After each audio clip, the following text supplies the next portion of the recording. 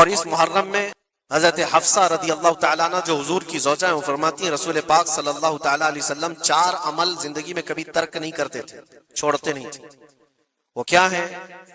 تو آپ فرماتی ہیں ان میں سے ایک عاشورہ کا روزہ حضور کبھی نہیں چھوڑتے تھے۔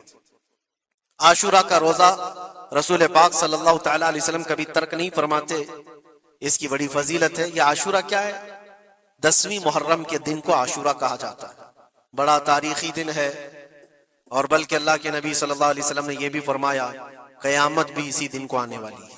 10 محرم الحرام ہوگی اور جمعہ کا دن ہی ہوگا، جس دن سور پھونکا جائے گا اور پوری دنیا فنا کر دی جائے گی اور قیامت کا منظر قائم ہو جائے گا۔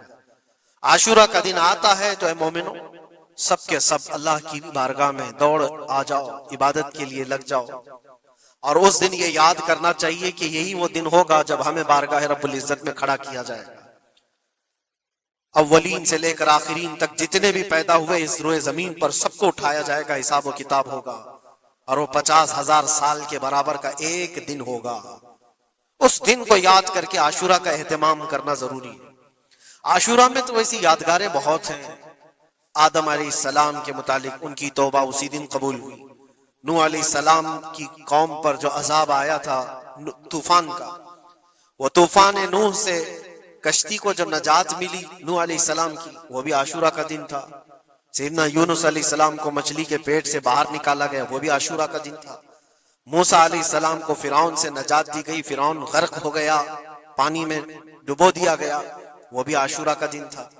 بہت ساری اس طرح کی تاریخی چیزیں عاشورہ کے دن، لیکن یہ ساری تاریخوں پر ایک تاریخ غالب آ جاتی ہے، وہ رسول اللہ کے نواسے کی قربانی کا دن، اس لیے کہ وہ پوری امت کو ہلا دینے والا حادثہ ہے۔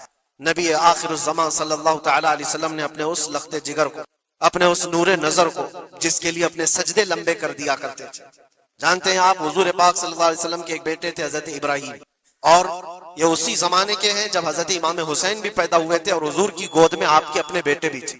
حضور صلی اللہ تعالیٰ علیہ وسلم کے وہ ایک ہی بیٹے ہیں جو 6 مہینے تک زندہ رہے۔ حضور صلی اللہ علیہ وسلم اپنی گود میں بٹھا کر انہیں پیار کر رہے تھے، اور امام حسین کو بھی گود میں رکھے ہوئے تھے۔ ایک طرف نواسا ہے اور ایک طرف بیٹا ہے۔ جبرائیل امین نے آ کر کے عرض کیا اللہ کے نبی صلی اللہ علیہ وسلم سے، کہا رب تبارک و تعالیٰ کی منشا یہ ہے کہ ان دونوں میں سے آپ کسی ایک ہی کو رکھ سکتے ہیں۔ اللہ کے نبی صلی اللہ علیہ وسلم نے امام حسین پر اپنے بیٹے کو قربان کر دیا۔ کہا اے جبرائیل، حسین کو رہنے دو، اس لیے کہ یہ میری آنکھوں کا بھی نور ہے اور فاطمہ کی آنکھوں کا بھی نور ہے۔ پھر چند ہی دن کے بعد حضرت ابراہیم کا انتقال ہو گیا۔